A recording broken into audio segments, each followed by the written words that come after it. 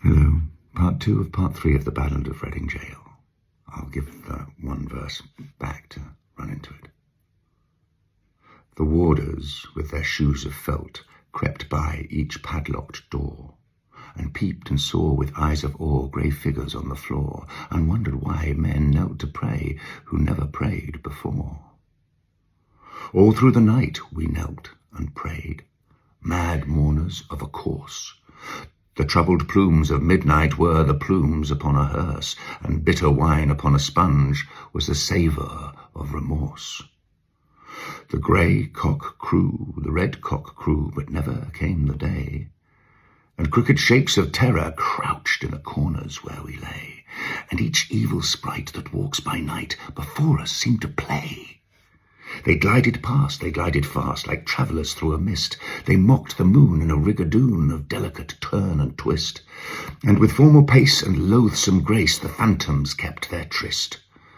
With mop and mow we saw them go, slim shadows hand in hand, about, in ghostly rout they trod a saraband, and damned grotesques made arabesques like the wind upon the sand.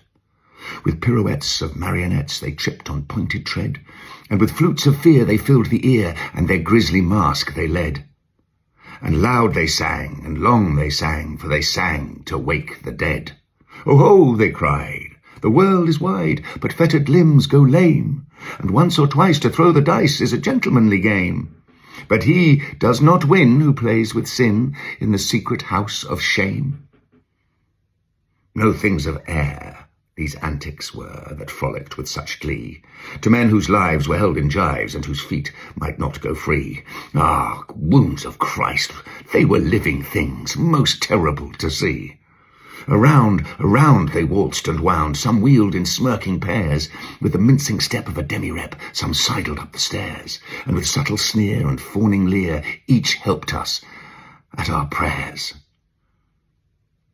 The morning wind began to moan, but still the night went on.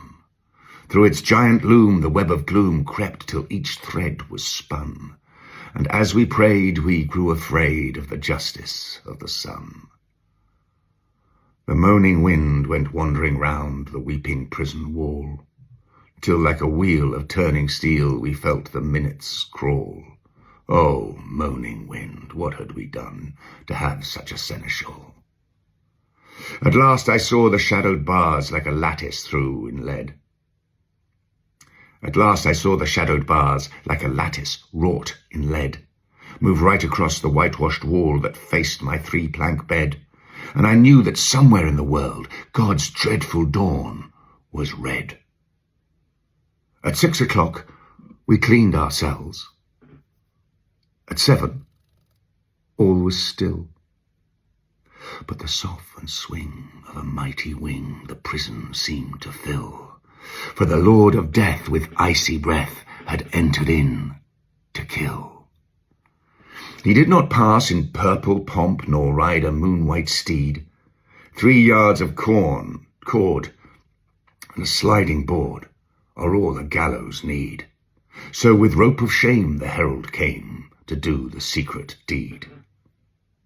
We were as men who through a fen of filthy darkness grope. We did not dare to breathe a prayer, or to give our anguish scope. Something was dead in each of us, and what was dead was hope. For man's grim justice goes its way and will not swerve aside. It slays the weak, it slays the strong, it has a deadly stride. With eye and heel it slays the strong, the monstrous parricide.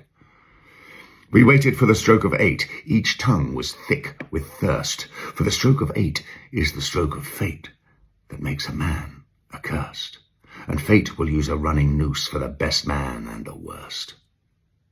We had no other thing to do, save to wait for sign to come. So like things of stone in a valley lone, quiet we sat and dumb, but each man's heart beat thick and quick like a madman on a drum. With sudden shock, the prison clock smote on the shivering air, and from all the jail rose up a wail of impotent despair, like the sound the frightened marshes hear from some leper in his lair. And as one sees most fearful things in the crystal of a dream, we saw the greasy hempen rope hooked to the blackened beam, and heard the prayer the hangman's snare strangled into a scream. And all the woe that moved him so that he gave that bitter cry, and the wild regrets and the bloody sweats, none knew so well as I. For he who lives more lives than one, more deaths than one must die.